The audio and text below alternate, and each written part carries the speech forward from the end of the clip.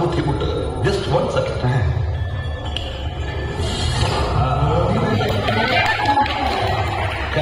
അവൻ വലിയ സെറ്റപ്പിലല്ലേ? ഇതൊക്കെ എന്ത് സെറ്റപ്പ്?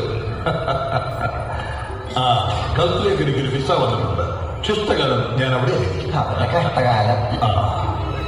ഇതാ എന്റെ സാമ്രാജ്യത്തിന്റെ കീഴും ബാധ്യതകളുടെ ലിസ്റ്റും എല്ലാം ഇനി നീ തീർക്കണം. ഇത്ര അധികം ബാധ്യത? നല്ല ചൂടുള്ള ചായ, കൂൾ ഡ്രിങ്ക്സ് പോലെ ആ കപ്പുകളെല്ലാം ടേബിളിന്റെ പുറത്ത് വയ്ക്കൂ.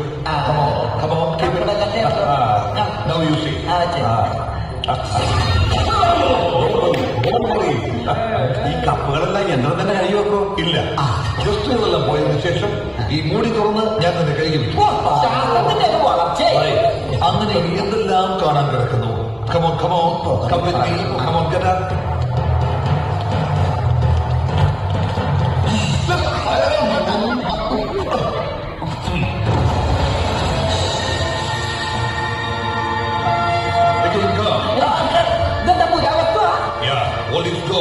ധാരാളം പ്രത്യേകതകളുള്ള വണ്ടിയാണിത്. ഹോൺ വെച്ച് ബാക്കി എല്ലാത്തിനും നല്ല സൗണ്ട് വന്നപ്പോ ഷെഡിൽ കയറ്റിയതാണ്.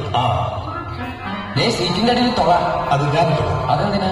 നമ്മൾ വണ്ടി എടുക്കാൻ നേരത്ത് വണ്ടി സ്റ്റാർട്ട് ആയില്ലെങ്കിൽ അങ്ങനെ കയറിയിരുന്ന് ഈ തുളയിൽ കൂടി കാലിട്ട് എണീറ്റ് നിന്ന് വണ്ടി തള്ളണം. വണ്ടി തള്ളാൻ വേറൊരു ജനങ്ങളുടെ സഹായം വേണ്ട, ഞാൻ മാത്രം മതി.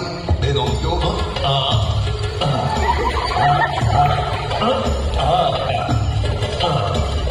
ഈ കാറ് ജയിപ്പ് കൊണ്ടിന് പോലുമില്ല. അതല്ല, ഈ കാറ് ചെറുതിരിക്കുകയല്ലേ. പിന്നെ ഈ വണ്ടിയിൽ പല അഭ്യാസ മുറകൾക്കുള്ള സെറ്റപ്പ് ഉണ്ട്. വളരെ അത്യാവശ്യ സമയത്ത് മാത്രമേ അത് പ്രയോഗിക്കാവൂ. അത് ഞാൻ പറഞ്ഞു. നിന്റെ ഉയർച്ചയ്ക്ക് വേണ്ടിയുള്ള സഹായിയായി പ്രവർത്തിക്കാൻ ഒരാളെ കൂടി ഞാൻ തരുന്നുണ്ട്. തീക്കന്നൂർ വക്കീൽ.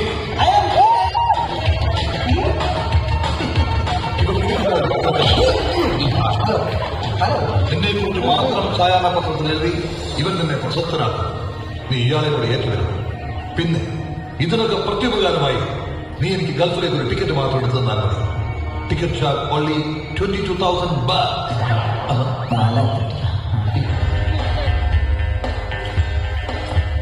ഇറാഖിൽ മിസൈൽ വീണ പോലെ ആയല്ലോ.